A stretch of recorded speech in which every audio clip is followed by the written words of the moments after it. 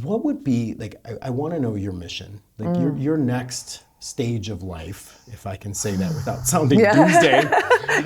No, now that you're advanced and you're no, but what is your message? What is your next big thing? And I know we talked about AI, we talked about training and well, it's been, so 30 plus years ago, I had this literally, I would call it a vision because it was in a awoken state, but it kept coming very clearly to the point I'd just start scribing, what was coming through.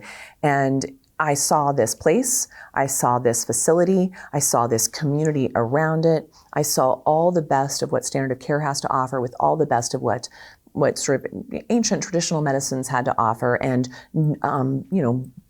budding new informations and applications. And I started thinking that this place existed already, and spent the last 3 decades traveling all over the world looking for it. Literally all over the world looking for it. And I would find places that were like, oh, cool, there's some of the elements at this place, and there's a couple of the elements over here, and there's a few of the elements over here, but no place did I see it all together. And even all these decades later, with everything we know, with the growth and movement in integrative oncology, and even just in regenerative health in general, I still haven't found that place. So if you find a place that offers like really innovative cancer treatments from standard and alternative care, they're usually housed in very toxic environments on campuses that are just drenched in glyphosate with crappy lighting and horrific air and absolute crap food sources. It's like, how do you, you're living, the living environment is just as critical to the healing as the relational environment, as the actual prescription or protocol that is individualized. And so then I'd find a place that was gorgeous, like this huge healing environment, and then they're serving like cake and sugary coffee every day in the afternoon. That's pretty much all the clinics in Europe. Like, they will not let go of their carbohydrates. It's like, just holding on, and such a bummer. And then my beautiful colleagues down in Mexico, they're just telling everybody still that a vegan raw, diet is the way to go. We have come so far from that information that, first of all, maybe there is someone who would do well with a vegan diet. Maybe there is someone who has a little more flexibility in having cake and coffee in the afternoon, but we don't assume that. We have the ability to know precisely today what someone needs in any given moment based on the information we have today. That doesn't exist anywhere right now. And so again, my nature is, well, if it's not here already, then apparently I'm supposed to build it. I got a text message this morning. It was a meme, but an inspo meme from David Allred. Oh, cool. And it said, make it exist, make it good later. Wow. And I was like, wow. Yeah. And it was if it doesn't exist, don't wait to make it perfect. Just make it exist. And this, I think, is what's happening in the doctors I've trained and the movement we've created is they're making it exist. They're now starting to make it exist in like their small little nooks, like little satellite, the seeds are being planted. But this big vision, just an hour south of us, on what had been for 60 years. So let me back up. So this dream I was having, I was all over the world. And crazy, 4 years ago, here at this location, this is giving me chills right now, I was supposed to come and sign on a piece of property in Green Valley to start to build this process. And it got paused as we met a farmer who will be here speaking this week, Yadi Wang, and he said, don't do this. There's someone who's got the similar vision to you. He just didn't have a hospital on the property. He had a community college, and you need to meet. And Jerry Dixon met us here at Lowe's Ventana for lunch on a Friday at an environmental health conference that was being hosted here. And we played hooky all day Saturday to drive an hour south to go check out this land. And the second I stepped on that land, I knew, just stepped into the place. And Jerry donated the land to us for this project. Wow. And it's part of, instead of me having to build, because I was like going, I'm going to build the residential, mixed use residential community. I'm going to build the commercial. I'm going to build the farm to table restaurant. I'm going to build a convention center and the hospital. Suddenly I meet someone who has all the skills, all the resources, all the knowledge, and all the passion and drive to do all of that, which allows me just to focus on building the hospital. And so all of these pieces aligned.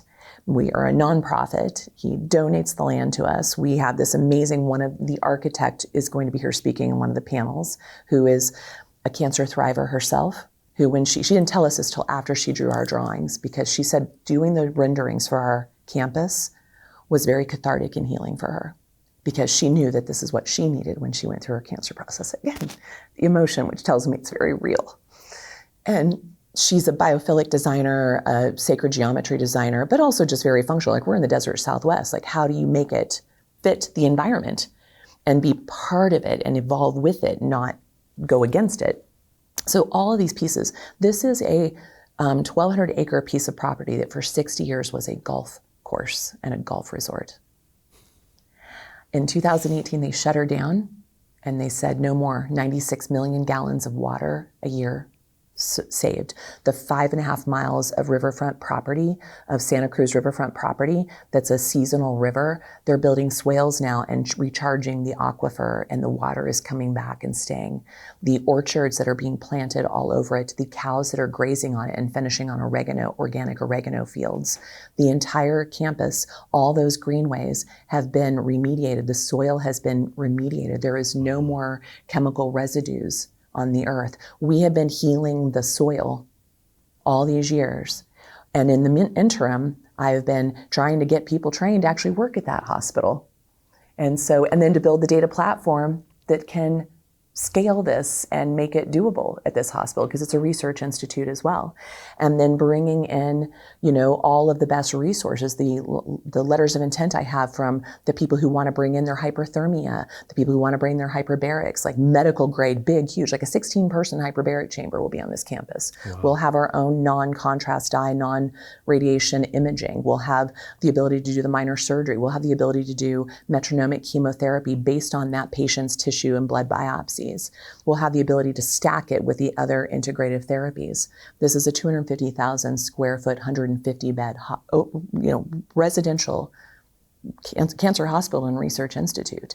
That truly, it's not, you've got like Sloan Kettering says they have their integrative medicine department. It's like in a broom closet on the back of the campus that is out of pocket and no one even knows it exists. Right. And it's like, putting lipstick on a pig, as my grandma would say, of what they actually do there. Yes, Reiki is great, but do we have to spend millions on research to do that? No, we're bringing things like off-label drugs and compounded nutrients that are ligand with these drugs to deliver to patients very specifically curated and created for those patients.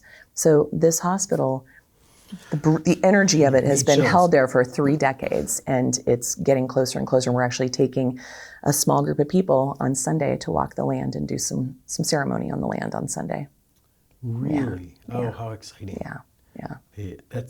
So when you say what's coming, that is like the pilot of what we expect, because we already have discussions with people in India, the UK, South Africa, and the Middle East, who want to take this model and place them there. So it becomes the big seed, and then it pollinates globally.